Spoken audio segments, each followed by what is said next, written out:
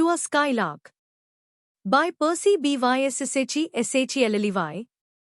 Hail to thee, blithe spirit!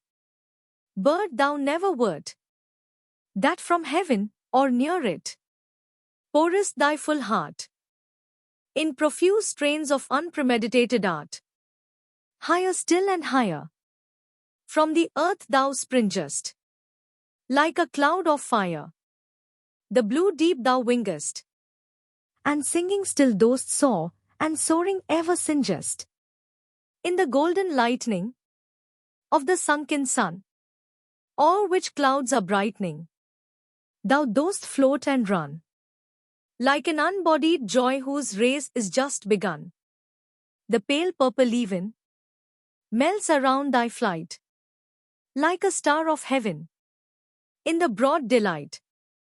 Thou art unseen, but yet I hear thy shrill delight, keen as are the arrows of that silver spear, whose intense lamp narrows in the white dawn clear, until we hardly see, we feel that it is there. All the earth and air, with thy voice is loud, as, when night is bare, from one lonely cloud, the moon rains out her beams, and heaven is overflowed. What thou art we know not.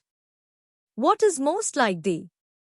From rainbow clouds there flow not drops so bright to see, as from thy presence showers a rain of melody.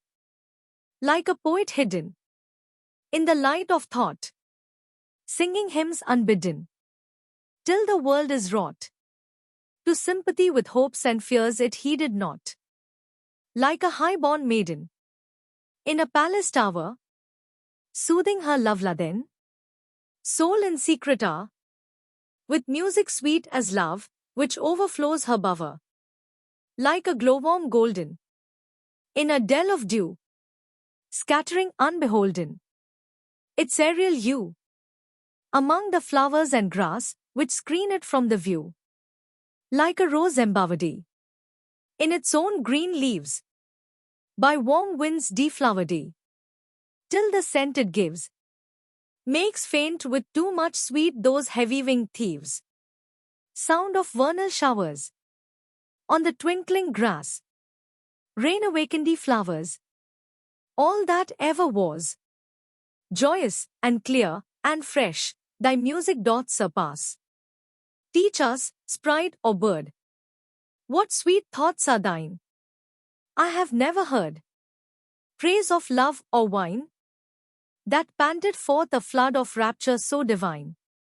Chorus hymeneal or triumphal chant, match thee with thine would be all but an empty want, a thing wherein we feel there is some hidden want.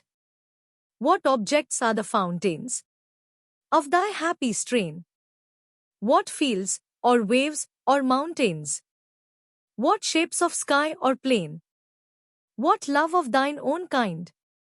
What ignorance of pain? With thy clear keen joyance, languor cannot be. Shadow of annoyance never came near thee. Thou lovest, but near new love's sad satiety. Waking or asleep, thou of death must deem things more true and deep than we mortals dream. Or how could thy notes flow in such a crystal stream? We look before and after, and pine for what is not. Our sincerest laughter with some pain is fraught. Our sweetest songs are those that tell of saddest thought. Yet if we could scorn hate and pride and fear, if we were things born not to shed a tear, I know not how thy joy we ever should come near. Better than all measures of delightful sound, better than all treasures that in books are found.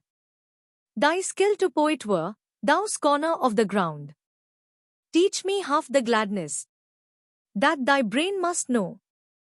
Such harmonious madness from my lips would flow. The world should listen then, as I am listening now.